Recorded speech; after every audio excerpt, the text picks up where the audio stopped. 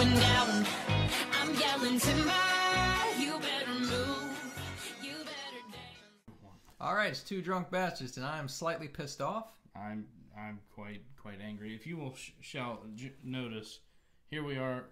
If you've been watching the show for a little while, you'll know that we always start with clean glasses and we open these brews as we go. Unfortunately, this stuff had to shit out in the middle of the recording. Anyway, what we have for you, quickly, before the thing decides to freeze again, is the Shocktop Twisted Pretzel Wheat. And it is a 5.1% Belgian wheat ale with spices, caramel, and an artificial flavor added. It will be pitted against the Henery's Hard Soda. It's the orange soda. It's a 4.2% alcohol by volume, so it's somewhat of a extremely light drink soda, I guess. So we'll be trying this also. We'll see how it tastes. And anyway, since we already poured this, we'll start with this one. All right. All right, so this is the wheat. Well, that was stupid. Wheat ale. Cheers. Again.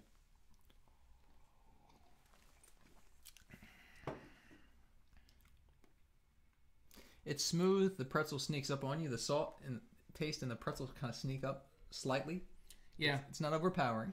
It's not first when you drink it, though, either. It's like, it's that aftertaste that reminds you of when you've eaten like a pretzel with hummus on it or something, but without the hummus. It just kind of gently introduces itself to your palate. It's wow. Especially the salt. Very elegantly put, I might add. Nice. Yeah. Somebody's sophisticated. Hey. You'll see sophistication later on. Wait for one of our upcoming podcasts where we have a special surprise, and we'll leave it at that. We shall leave it at that. There was something that really burnt my ass this week, and I can't remember. I was going to bring it up. The camera freezing? That burnt my ass. That did. I'm hoping it doesn't choose to get its revenge on me here in a second. If this podcast just inexplicably stops, you'll know why. Yeah. Anyway. This is not bad. If you want something different and smooth, I would say it's a 4. I think it's exactly, actually 4.5, because it's exactly what they advertised it as. It's a little light in the alcohol department for me.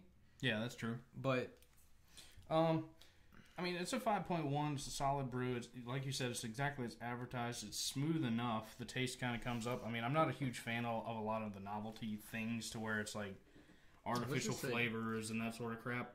And for a Belgian style wheat, it's really good. So yeah, for the most part, I mean, obviously, I'm a bigger fan of Blue Moon than I am of Shocktop. Similar beers. Don't shoot the messengers. Personal taste. You might like Shocktop better, and if you do like Shocktop better, you're gonna love this truly, because it's a good novelty beer. But what makes this beer for me is when it hits your palate. It's a very calm introduction to your... It's not harsh whatsoever, but you get all the flavor. You get the salt. You get the wheat ale. They really mastered it here. I mean, this was a great... It's borderline 5 for me, at 4.5 just because it's a little low in alcohol content for me and things. But okay, overall, I mean, it's as advertised. It's fantastic. I mean, it's a solid 4 for me. You could argue a 4.5, definitely.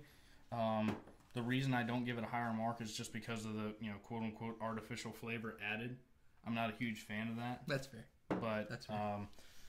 Artificial me up. I'm good.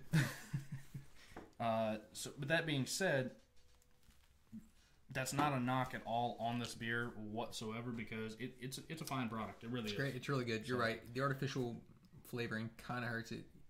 I didn't really think about that, but you're right. But for me, again, still 4.5. Yeah, I mean, and this is a limited edition. Am I going to sit here and say that I'm going to drink 6 of these? You wouldn't buy a 6-pack, probably. I mean, I would buy a 6-pack, but it would take, I would have one of these along with something else. The other thing about it that I think about is it's a limited run. Yeah. A lot of time with limited runs, you get really aggressive, wild flavorings, and That's this true. For a limited run is very drinkable. Very smooth and very drinkable. Devil's Backbone. You could drink more than one of these if you enjoyed the flavor, if you liked it that much. You could definitely do, because this is not harsh whatsoever. Devil's Backbone to me is a tremendous brewing company. Yes. Make great stuff. Their lagers exceptional. Yes. But some of their Vienna lager is excellent. But some of their limited runs are just, to me, awful. So I mean, because they're like punch you in the face hard. when you get limited runs, sometimes you run into that. It's their chance to be a little bit more wild, I guess. And this is a great limited edition. On the same topic as of limited runs, you could also throw a company like ones that we've done here a lot lately, Sam Adams. They do a lot of limited run stuff, and they do it well. They do a lot of the stuff well, but when they bomb one, it's usually because it's way too harsh. This is very drinkable. So yeah. So let's crack open the orange soda now.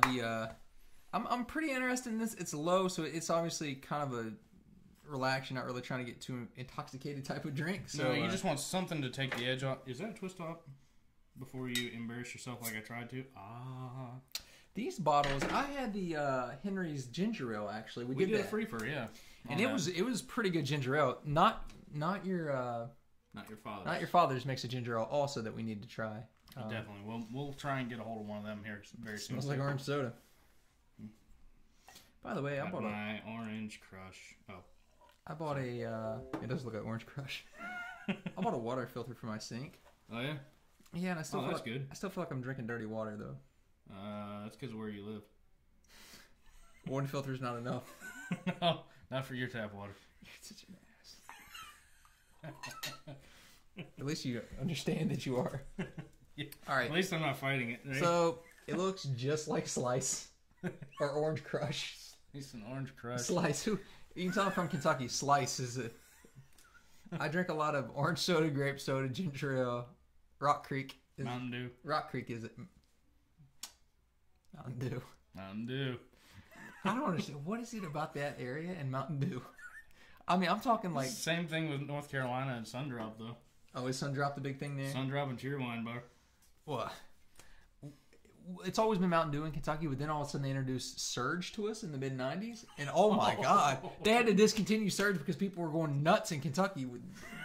You can't drink Surge like you can Mountain Dew. Surge made a comeback recently, and I ordered a 6-pack off, or a 12-pack or whatever off Amazon. Literally, I used that shit as an energy drink in the morning. It's an energy drink. Because I swear to God, I felt like pulling my shirt up over the back of my head and going, Wah! Brandon, we should do a hard Surge taste test. Oh, God. Just spike a Surge. Cheers me up.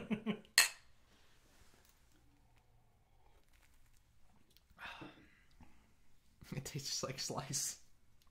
It's great. If you like orange soda, it's... I mean, if you're looking for Crush, you're not getting it there. It's not exactly Crush. It's a little saltier, or it tastes more sodium-ish than...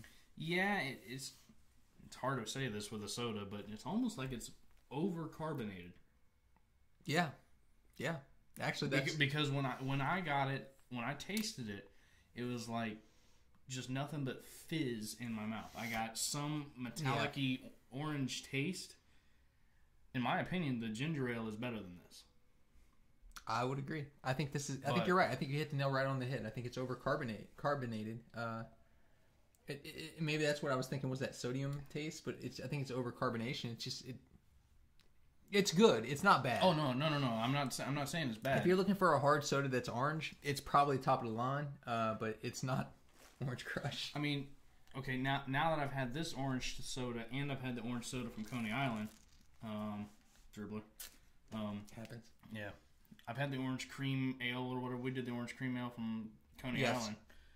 This is better than that one. That one's too sweet. That one's this way one's too way sweet. Better. This one's much more drinkable if you can handle the carbonation.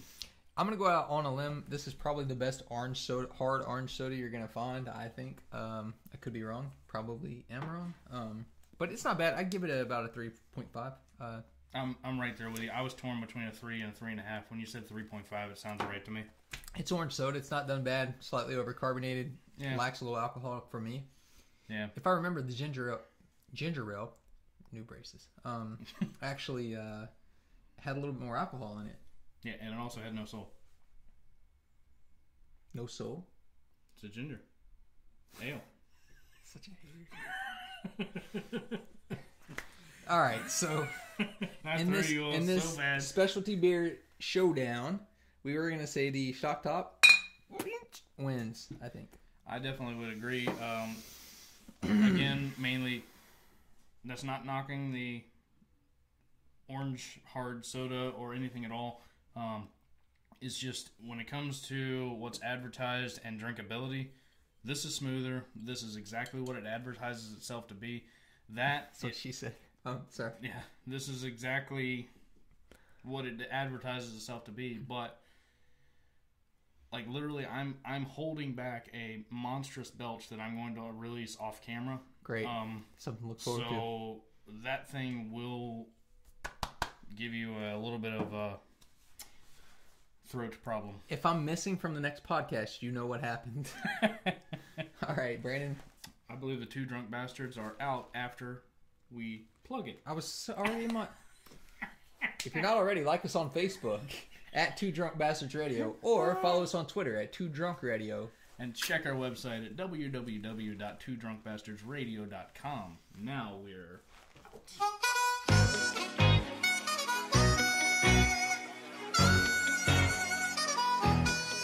It's going down